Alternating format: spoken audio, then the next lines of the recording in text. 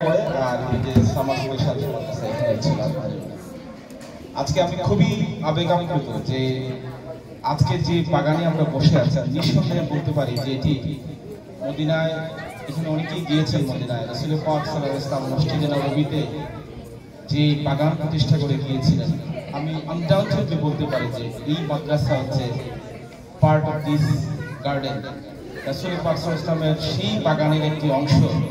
এবং এই বাগানের সঙ্গে আমরা সকলে সংশ্লিষ্ট হতে পেরেছি এবং আমাদের বাচ্চাদেরকে সংশ্লিষ্ট করতে পেরেছি, সেজন্য আল্লাহ পাককে শুকরিয়া আদায় করছি, আলহামদুলিল্লাহ। এই বাগানের যারা রক্ষণাবেক্ষণ করছেন, বিশেষ করে আমি আমাদের মসজিদের প্রেসিডেন্ট শাহবুদ্দিন ভাইয়ের কথা বলবো। আমি যখন বাচ্চাদেরকে পিক আপ করতে আসি কিংবা ড্রপ করতে আসি, আমি সবসময় দেখি তিনি যেভাবে, তার একটি দায়িত্ব না, অত ভাবে এইভাবে লুক আফটার করার আসলে কথা না। এখানে টিচাররা আছেন, গার্জিয়ানরা আছেন, কিন্তু তিনি প্রতিদিন, প্রায় প্রতিদিন আমি তাকে দেখি যে তিনি বাচ্চারা কিভাবে আসছে, কিভাবে যাচ্ছে, পড়াশোনার মান, কোয়ালিটি, সমস্ত বিষয় নিয়ে তিনি যেভাবে ইন্টেন্সিভলি লুক আফটার করেন, তাকে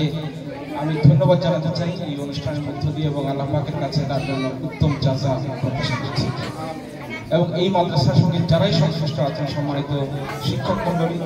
ম্যানেজমেন্ট কমিটির সদস্য যারা আছেন, তাদের সকলের জন্য আল্লাহ পাকের কাছে উত্তম প্রতিদান এর জন্য দোয়া করছি।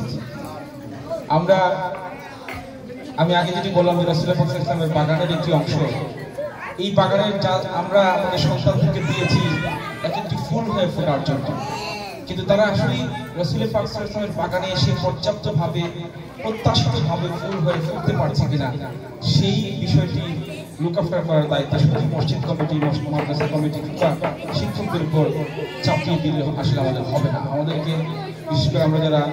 24 ঘন্টা বাচ্চাদেরকে বাসায়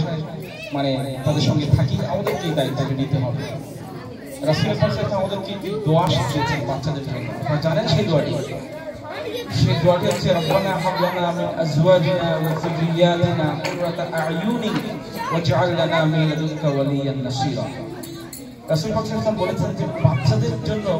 আল্লাহর কাছে সেই দোয়া করো, হে আল্লাহ আমার বাচ্চাদেরকে আমাদের চক্ষু শীতলকারী প্রজন্ম হিসেবে কবুল করো। অর্থাৎ বাচ্চাদের চেহারা দিয়ে তাকালে যাতে আমাদের চোখ শীতল হয়ে যায়, আমাদের চোখ ঠান্ডা হয়ে যায়, এই ধরনের প্রজন্ম, এই ধরনের বাচ্চা, এই ধরনের সন্তান যাতে